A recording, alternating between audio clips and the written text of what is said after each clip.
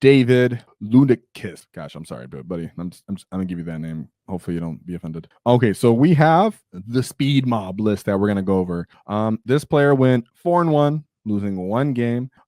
These were the ITC, 20-point max, point differentials. So it's different to us Americans. This wasn't a lot of players. That's why you didn't see it in the stats I showed earlier of Meta Monday, because this is, and I'm not sure, I don't want to click that. What Sweden? Didn't have that many players. I don't know what country this is. I shouldn't have said Sweden. I'm sorry. Whatever this country is. Normally I click it beforehand. Yeah, but it's WITC scoring. So nonetheless, I wanted to show it because I thought, hey, showing the speed mob with some success is what's more interesting, right? Not all of us go to GTs anyways. Some of us are just trying to play fun RTT lists or just trying to make our dread mob work. So let's take a look at how David Lundqvist dread speed mob list, or Cult of Speed. So we have Deffkilla Wartrike with Squig Hog tires, followed by Deffkilla Wartrike with Waz Blasta and a war boss with faster than used. One truck, followed by one DACA jet. My boy actually brought the DACA jet, guys. Can we just have a moment of happiness for the DACA jet actually making an appearance? A lot of people are like, what can I do with my copter? I had a 8th edition. My boy actually brought it out and did some work. I'm sure, of course, people will say, well, it's a smaller event. Well, RTT, then it could work if it can work at a 5-round, GT type event or GT similar.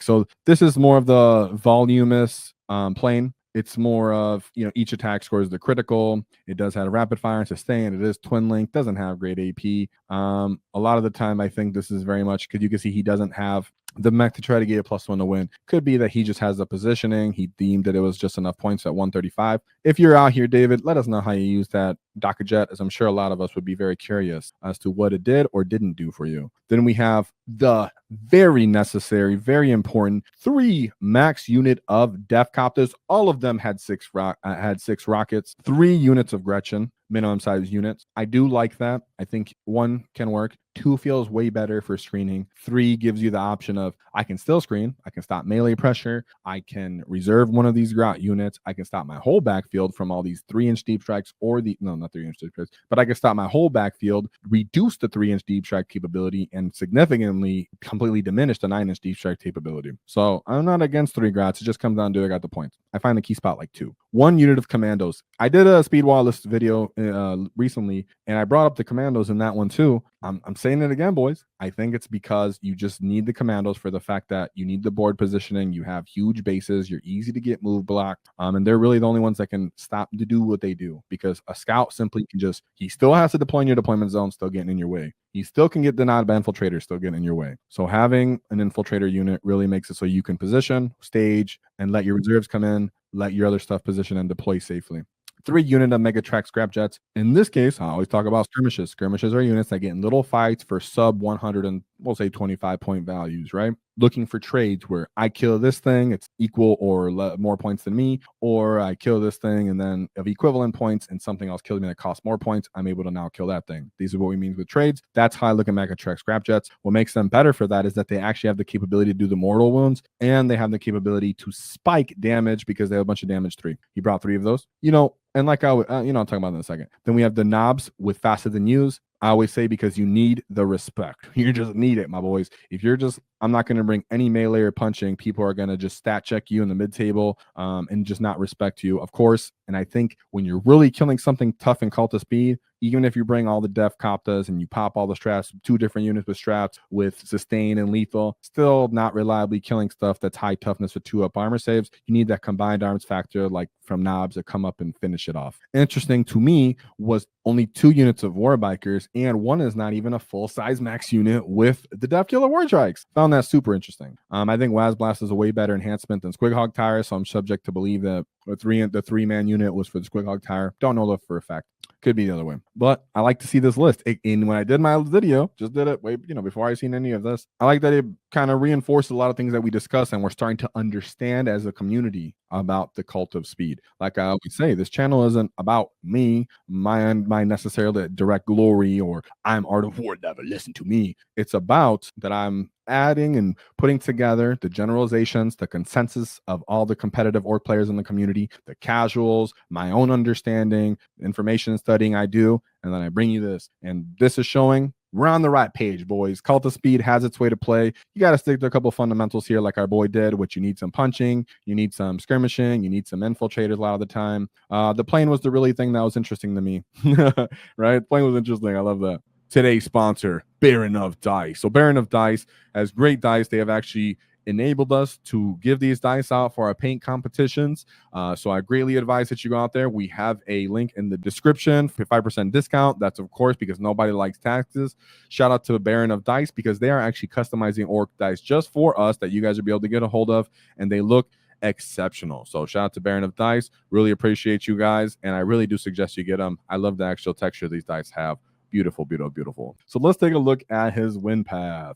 And of course, you can see our boy did good. 220s right off the bat. Goodness. Let's look at what he had to chew up with the Cult of Speed. Starting off with Drukhari with the Splints Assault. Ooh, okay. I like the speed. Okay, the speed into one of our hard matchups. We have Archon with the Night Shroud. Another Archon. A Beastmaster. There we go, boys. You know, luckily, Deffkoptas could fly over them to kind of position anyways. But your bikers, your buggies, completely getting dissed by the Beastmasters, like we spoke about with other orc lists, where the Beastmaster is a bunch of different cheap, models and data sheets, and can really dwindle you as an orc player and hold you in your deployment zone with their scouting and their quick movement. Show everybody again in case you missed it. 12-inch movement, 9-inch scout, a bunch of different ablative wounds. They have 3 wound model, 5 wound model, different 2-man wound models, and a couple of 3-man wound models. Very annoying. Toughness 4. They actually have invulns. Great for move blocking, as you can see here that I displayed.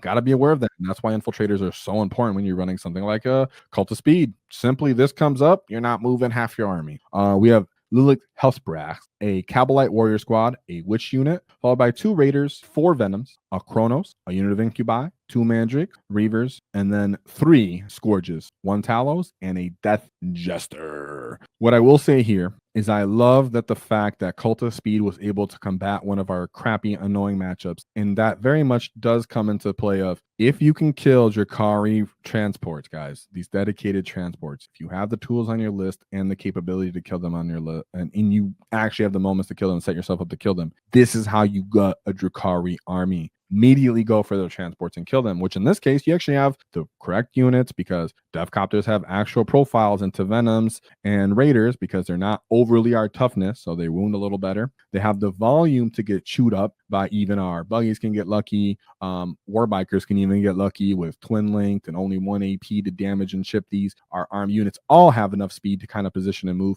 If they do, they're annoying. I'm going to get closer to you. You can react and move with this army, with our army.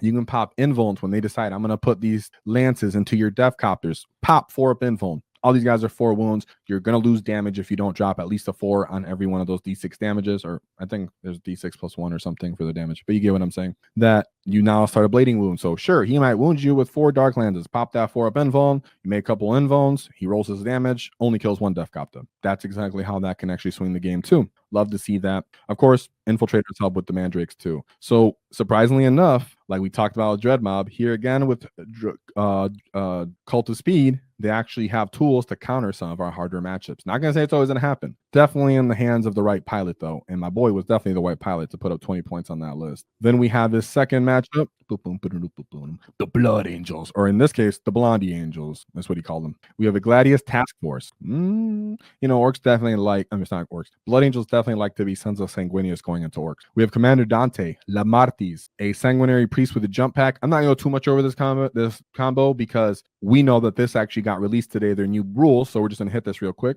Intercessors, Assault Intercessors with jump pack. We got 3 of those units. A Ball Predator, love Ball Predators, as in that's a cool data sheet for the point cost. I'd love if we had something similar like that. Not has to be exactly the same. I'm just saying they have all of this. If you're not familiar with the Ball Predator, pretty much a little transport, T11, all that. Not a real transport, but about the size. It has a bunch of flamers on it. It can advance and shoot. Therefore, it drops its Flamestorm cannon and its heavy flamers. Its Flamestorm cannon's essentially a Land Raider to Redeemer cannon to an extent. And it's only 125 points. Very cool. A Death Company unit with jump packs, only 3 Eradicators, Gladiator Lancers, which is 2 of them, Sanguinary Guard, and Vanguards with jump pack. And, it's interesting how this actually can compete with the Blood Angels list. And a lot of it is because, 1, they have to worry about our wall since a lot of our stuff is actually fast. We can actually get to them in a different way. 2, they actually still have a lot of soft marine bodies. The fact that we want to shoot and reactive moves means that they start dying in ways that they don't really want to and losing droves of these melee units. Plus, if you haven't paid attention, guys, a lot of these Cult of Speed units aren't that expensive compared to something like look at a Deffkopta unit, 200 points. That's our main, backbone of this list. Totally way cheaper than Sanguinary Guard for 310 plus whatever character you send to them. So sure, Sanguinary Guard might run up and punch out your Deffkopta. That's still not a good trade. They're almost 400 points for that unit with their character. You half of that, you can actually get trades out of the speed wall and stuff like this Gladiator Lancer, unless it's hitting something like a Megatrack Scrapjet, which is half of its point cost, and it does it consistently to pick them all up, which is not necessarily going to be able to because you can kind of hide the Megatrack Scrapjet.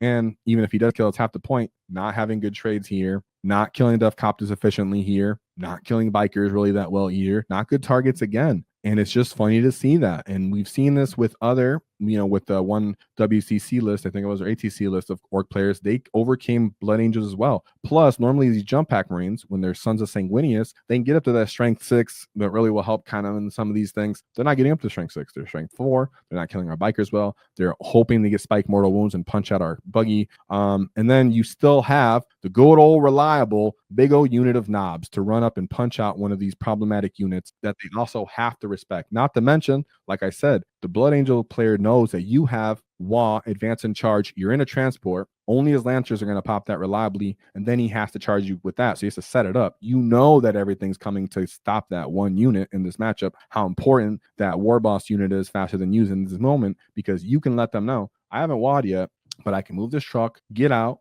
advance, and then charge you while you're staged up behind that building in the middle objective, staged for the middle objective. That's why having a faster than you War Boss melee potential unit so important when you're running Cult of Speed, because it gains the respect. And a lot of the time for Cult of Speed, which catches people off guard too, that I discussed in the video, is your WAAAGH is more of a threat than the actual source of your success as a Cult of Speed. You don't want to WAAAGH turn 1 or 2 necessarily. You want to turn 3, turn 4. You want to really take advantage of the invuln. You really want the enemy to be scared of you pressuring them, and as you're you running them down with leap pads and punching them out. As they're staging and getting scared of you punching them, you're really just board positioning, staging, and then when they decide to come out and kill you, you have enough cheapness, enough durability, and you now then from the wall to survive, hold them back on primary, hopefully have scored great yourself as well. And that's kind of how you deal with these really killy elite kind of armies, which is funny that he ended up putting a 20 into what people would consider a very strong army in the Blood Angels. So that's why I'm all that to say that I'm sure the faster than you unit plus all the other units in conjunction really set the pace for that matchup. Got to really be smart with your WAAAGH on that matchup. Then for his third matchup, which he did lose, he went into good old-fashioned World Eaters. World Eaters is one of those matches you got to be careful for when you're going to Cult of Speed. So we have Angron, just Angron. I think it's cool. A unit of Jackal, followed by 3 units of basic 8-bound, followed by 3 units of Exalted 8-bound. All of these units are simple 3-man units. And then 3 units of Chaos Spawn, and just 2 models, followed by 3 Forged Fiends with Ectoplasma Cannons. As much as I don't really like World Eaters that much, personally, this is the kind of army that I would like to play as a World Eater player, and that I actually find to be very, very threatening, because we know, like I always mention, combined arms is a huge factor. Here's their good value shooting right here units. Okay, also, here's their good trading units and skirmishes. Bunch of 65-point units with feel no pains and regenerating you stuff and some potential. I'm pretty sure they have OC. Let's pull up their data sheet. Boom, 1 OC. And respawning themselves with respectable strength 6, which Orks hate to see, and volume of punches. Not to mention, as you can see, they get the datasheet ability. They also get access to all their strats. It becomes outrageous. Again, now they have the best skirmishing unit. Let's look again. Now, if you look at all their value units, all these 8-bound are not worth a significant amount of points anymore to where you kill them, you got the army. You have to deal with all of these small 3-man unit staging that can punch the crap out of you and cover distance drastically. Not to mention, this little unit of 8-bound, for example, can stand within range for their aura of rerolling ones to give rerolling ones to this exalted 8-bound. So even though it's a 3-man unit, it's getting its buffs from other units and other units of 8-bound on the field and each other. So they're overlapping each other with how they support each other, right? These guys, the World Eaters, Forge Fiends can pop a transport, for example. These guys can run them down. Chaos Bonds can bait you early game. And then Angron to just play the straight up, I'm gonna bully you and hope Angron comes back. And then last but not least, a good old fashioned sticky objective from the Jackals. That's why I actually like this list, which I'm not surprised he was actually able to overcome our boys of Cult of Speed, because all of these 8-bound units are very small. So they're going to be very hard for us to hide and shoot. They actually have point to contest. One exalted 8-bound unit can actually go into a unit of Deffkoptas and feel good, not only to kill them and trade with them, but once they kill them, that when they get killed in return, it's not an overcost, just like a normal 8-bound. And to delay, all of these World Eater Chaos Bonds would be super annoying, as like Art of War said, the most valuable unit of 40k. Shout out to For Feel No Pain that everyone else can have but us. So not too surprised, but that was a really good World Eaters list, and that's the person who actually won the event. So that happened, can't beat everybody. Now, but in fact, even 4-1 Cult of Speed was good enough. For his fourth matchup, we have Slaanesh Demons are viable, which is the list. And I've heard this before, so let's see, mostly because Keeper of Secrets, I'm going to say. We have the Mask of Slaanesh as the Warlord, followed by 2 Keepers of Secrets, 4 units of Demonettes, 2 Seekers, a Fiend, and then 3 Soul Grinders, Slaanesh Soul Grinders. It's funny because I think this Soul Grinders in general, regardless of what god mark they take, I guess they're not as needed in Khorne, but they greatly benefit from being in any of these. Soul Grinders are just awesome. They can shoot. They have 2 different melee unit profiles that they do that are well as multi-purpose. They have invulns. They're tough, not too expensive. So I really much like the Soul Grinders. I don't know about Slaanesh, but I like the Soul Grinders. Of course, this list just simply comes down to, like I said before, they're trying to kill you. What they're killing with you is expensive, and everything else is cheap. We have a lot of stuff that's cheap, and we can actually meet them with the speed and the Cult of Speed. But I'm not going to act like I could pull this off. I'm just saying that's understanding, right? We're doing this to understand how these players may be faced, what choices they made, and why they made the decisions they made with their list building. It's up to us as the pilots and fellow orc players to figure out if we can run that too. Very close game though, 11 points, which means he's right here. The Slaanesh guy had 9. Very close, almost a tie in that case. And then for his last matchup, last but certainly not least, he went into the Adeptus Custodes. Having a bunch of Deffkoptas guys with Twin Link and you're -2, and you're like, you don't have Armor of Contempt, buddy. That makes a big difference, right? The reason we hate that we only have AP -2 against 2-up armor saves units is because a lot of the time our units that have 2-up armor saves are also the same armies that have Armor of Contempt. Shout out to these Voltan's annoying self, Mini Marines. But Adeptus Custodes simply don't have that, meaning all of our random damage 3 that comes from even the Megatrack Scrapjet, the Deffkoptas get great value here. So what normally they have as a great benefit with these Blade Champions and Trajan Valoris aren't going to look as beneficial here. Now we have 1 unit of Guardians with Spears, and then 3 units of Alaris Custodian Terminators and 2-man units. Now, having that many grots, having infiltrators, having that much speed, having reactive moves, having big bases, having big unit counts that are not too expensive, makes it so even these 2 dudes are going to have these 2-man units are going to have a hard time coming in, which I kind of like, right? Like I said, having those 2 units of grats, 3 units of grats, that's pretty much what they're more for if they're not standing on the front lines to like absorb a World Eater's charge. Then we have 1 unit of Cladius Grav Tank, followed by 2 fat bricks of Wardens with Spears and the Vexilla, followed by a Prosecutor and 1 Venerable Land Raider. And this was the Shield Host. But like I said here, for the Custodes matchup, the fact that the Terminators necessarily are boring, they want to sit in Deep Strike. Okay, if they don't, then they're just 2-man units that are running around hoping to get dwindled. And then we have the Gladius Grav Tank, which hasn't have good high value targets here, right? You get a Blade of Wounds with all the Deffkoptas, a Blade of Wounds with all the Bikers, and then 80-point Def Mega Crab Scrapjets. I mean, you have to kill all 3 of them to get his points back. So, in other matchups, and a lot of the time, the Gladius Grav Tank matters because it's popping our trucks and allowing us to get countercharge in our battle wagons. In this case, he can just hide the 1 truck that actually matters, and this guy loses a bunch of target valuability. Not to mention that truck now can make its way up the field and punch the crap out of you if this dude messes up to line up to Cladius once. And these Venerable Land Raider, which a lot of the time they just use to kind of decide they're going to try to bully you mid-table alongside their Wardens, right? And what we've seen when we've seen people train, surprisingly, not surprisingly, but just keep in mind, this Venerable Land Raider is not easy for Cult of Speed to kill, even if they put multiple units of Deffkoptas in. That's where something like My Knobs can run up and help finish you off with punching you to death. Helps. Megatron Scrapjet running in to charge you as well to get free mortal wounds, hopefully from its drill, helps as well. So whenever you're trying to kill something that's really durable with the Cult of Speed, just know it does require combined arms. It does require maybe a grenade. It does require you to understand where your mortal wounds are coming from. It does require you to know that you need some punching and shooting, because no one phase is really going to do it with Cult of Speed, because killing isn't really its thing. But scoring and delaying scoring is what it does. And then here it did a great job getting 18 points into that Custodes list. So shout out to David for the war, for bringing love to the Cult of Speed. So one last check before we go. We have Koptas Buggies list. 2 units of Deffkilla Wartrikes, 1 with Squig Tires, 1 with WAAAGH Blaster, a War Boss with Faster Than Use, 1 truck for that War Boss, a Daka Jet, 3 max unit of Deffkoptas, because that's the backbone to any true Cult of Speed, 3 minimum size units of cults, 1 commando unit, not to mention the commando unit had a breacher, burner, a rocket, and then 6 dudes had choppa sluggers. The Knob had the power claw. 3 units of Megatrack Scrapjets for those nice mortal wounds. And a lot of the time, guys, your buggies are going to actually be behind your Koptas, like hiding and staging, coming out to just run and do mortals, fill up space so that people can't ingress or deep strike on you, or they're absorbing a charge or move blocking. They're not necessarily, I'm the front line trying to do the damage. I'm on the front line trying to win you the game. They're like, I'm the expendable 80-point asset that can be used to get in the way, assist in killing, get lucky, blah, blah, blah. 1 big unit of Knobs with Power Claws, followed by 1 big brick of War Bikers, and then a 3-man unit of War Bikers. Like I said, surprise, there wasn't more, but overall, the list is well-rounded. Like I said, don't understand the Daka Jet, so if our boy David ever comes across this, let us know how you use that. Very interested in that. If you're running Cult of Speed, only modification I ever say for New York players, this Daka Jet, go for more bikers, and you'll be happy about that. So shout out to our boy David for making great success with the Cult of War for our War Boss. If you enjoyed the clip, check out the full video here. If you'd like to see more tactics, click here. Let's get stuck in, lads!